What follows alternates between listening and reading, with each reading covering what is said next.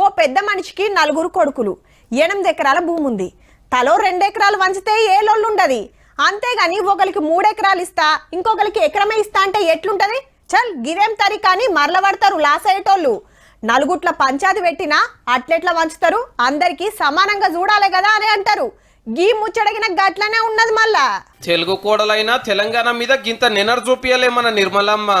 దేశ బడ్జెటే మేడం చేతులున్నా మన కేకాన కూడా ఇయ్యలే. మరి కొత్త రూట్ల మెట్రో పట్టాలు వరుస్తాము, మోసీని ముద్దుగా చేస్తాము, ప్రాజెక్టులు కట్టుకుంటాము, మాకు గివి కావాలి గవి ఇవ్వాలని ఖుద్దు ముఖ్యమంత్రి సారే ఎన్నో మాటల ఢిల్లీకి పోయి ప్రధానమంత్రి కాంచెల్లి సెంటర్ మంత్రుల దాకా అందరిని కలిసి కాగితాలు ఇచ్చినా గింత కూడా చూడలే బడ్జెట్లా. ఊకునే ముచ్చటే లేదు. మన హక్కుల కోసం పార్లమెంట్ లో బరాబర్ కొట్లాడాలని డిసైడ్ చేసింది గవర్నమెంట్.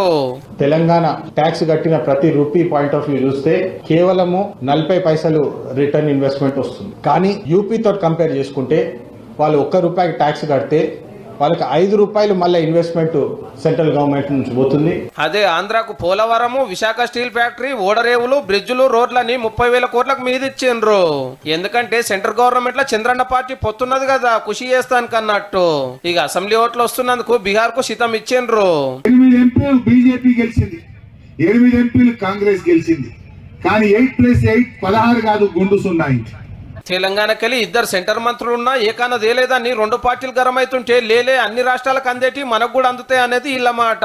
90% అబోవ్ స్కీమ్లలో తెలంగాణలో కూడా లాభం జరుగుతుంది. కానీ తెలంగాణకి ఏమి ఇచ్చారనేటువంటి ప్రశ్న మరి ఈ రకంగా రావడం ఏదైతున్నదో అది మంచిది కాదు. 3 పార్టీల ముచ్చట్లు చూస్తే బడ్జెట్ మీద లొల్లి బగ్గనే ఉండేటట్టున్నది పో. దేశం అంటే కొన్ని రాష్ట్రాలు కాదు, దేశం అంటే 28 రాష్ట్రాలు అనేటువంటి విషయాన్ని నిర్మలా సీతారామన్ గారు మర్చిపోయినట్టు.